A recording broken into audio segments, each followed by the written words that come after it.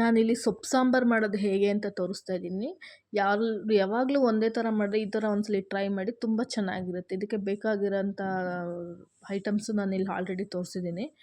ಬೇಳೆ, ಈರುಳ್ಳಿ, ಹಸಿಮೆಣ್ಸಿನ್ಕಾಯಿ, ಬೆಳ್ಳುಳ್ಳಿ ಮತ್ತು ಒಂದು ಟೊಮೆಟೊ ತೊಗೊಂಡಿದ್ದೀನಿ. ಯಾವುದೇ ಕಾರಣಕ್ಕೂನು ಬೇಯಿಸ್ದೇ ಈರುಳ್ಳಿ ಬೆಳ್ಳುಳ್ಳಿನ ಯೂಸ್ ಮಾಡಬಾರ್ದು ಸೊಪ್ಪು ಸಾರಿಗೆ, ಅದು ಟೇಸ್ಟ್ ಚೆನ್ನಾಗಿರಲ್ಲ. ಒಂದು ಕುಕ್ಕರ್ಗೆ ಬೇಳೆ, ಹಸಿಮೆಣ್ಸಿನ್ಕಾಯಿ, ಟೊಮೊಟೊ, ಈರುಳ್ಳಿ, ಬೆಳ್ಳುಳ್ಳಿ ಮತ್ತು ಕ್ಲೀನ್ ಮಾಡ್ಕೊಂಡಿರೋಂಥ ಸೊಪ್ಪನ್ನ ಹಾಕಿ ನೀಟಾಗಿ ಅಳತೆಗೆ ತಕ್ಕನಾಗಿ, ಜಾಸ್ತಿ ನೀರು ಹಾಕ್ಕೊಬಾರ್ದು. ಒಂದು ಸ್ವಲ್ಪ ಸೊಪ್ಪು ಮುಳುಗೋಷ್ಟು ನೀರು ಹಾಕ್ಕೋಬೇಕು. ಸೊಪ್ಪು ಮುಳುಗೋಷ್ಟು ನೀರು ಹಾಕ್ಕೊಂಡು ಜಾಸ್ತಿ ಅಲ್ಲಿ ಫಸ್ಟೇ ನೀರಲ್ಲಿ ಸ್ಟವ್ ಮೇಲೆ ಇಟ್ಟರೆ ಹಂಗೆ ಕುದಿ ಬರುತ್ತೆ. ಅವಾಗ ನೋಡ್ಕೋಬೇಕು ನೀರು ಅಳತೆಗೆ ಬಂದಾದಮೇಲೆ ಕುಕ್ಕರ್ ಮುಚ್ಚಿ ಒಂದೆರಡು ವಿಸಿಲ್ ತೊಗೋಬೇಕು. ಆಮೇಲೆ ನೆಕ್ಸ್ಟು ಒಂದು ಜಾರಿಗೆ ತೆಂಗಿನಕಾಯಿ ಮತ್ತು ಜೀರಿಗೆ, ಕೊತ್ತಂಬರಿ ಸೊಪ್ಪು, ಇದು ಮೂರೂ ನೀಟಾಗಿ ನುಣ್ಣಗೆ ಪೇಸ್ಟ್ ಮಾಡ್ಕೊಬೇಕು. ಯಾವುದೇ ಕಾರಣಕ್ಕೂ ಈರುಳ್ಳಿ ಬೆಳ್ಳುಳ್ಳಿನ ಹಸಿದು ಹಾಕಿ ರುಬ್ಬಾರ್ದು, ಟೇಸ್ಟ್ ಇರಲ್ಲ ಅದು.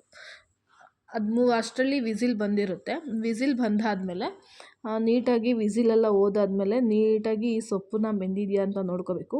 ಟೊಮೆಟೊ ಮತ್ತು ಹಸಿಮೆಣ್ಸಿನ್ಕಾಯಿ ಸಪ್ರೇಟ್ ಮಾಡ್ಕೋಬೇಕು. ಮತ್ತು ಸೊಪ್ಪು ಕಾಳು ಎಲ್ಲನೂ ಈ ರೀತಿ ನೀಟಾಗಿ ಸೋದಿಟ್ಕೊಬೇಕು. ನೀರು ಸಪ್ರೇಟು, ಈ ಸೊಪ್ಪು ಈ ಕಾಳನ್ನ ಸಪ್ರೇಟ್ ಮಾಡಿಕೊಂಡು ಸೊಪ್ಪನ್ನ ಸಪ್ರೇಟ್ ಮಾಡ್ಕೋಬೇಕು. ಯಾಕಂದರೆ ಕಾಳನ್ನ ರುಬ್ಬಕ್ಕೆ ಹಾಕಿದ್ರೆ ಅದು ಪೇಸ್ಟ್ ಆಗಿಬಿಡುತ್ತೆ.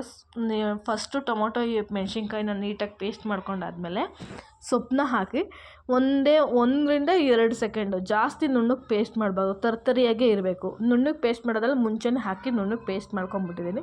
ಆಮೇಲೆ ಒಂದು ಪಾತ್ರೆಗೆ ಒಗ್ಗರಣೆ ಕೊಟ್ಟರೆ ಆಯಿತು.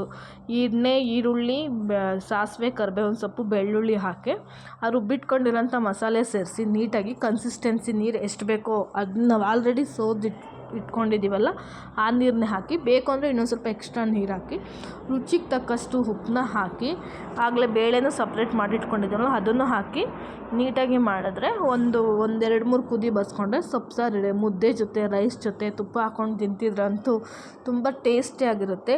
ಒಂದ್ಸಲ ಈ ರೆಸಿಪಿ ಟ್ರೈ ಮಾಡಿ. Thank you.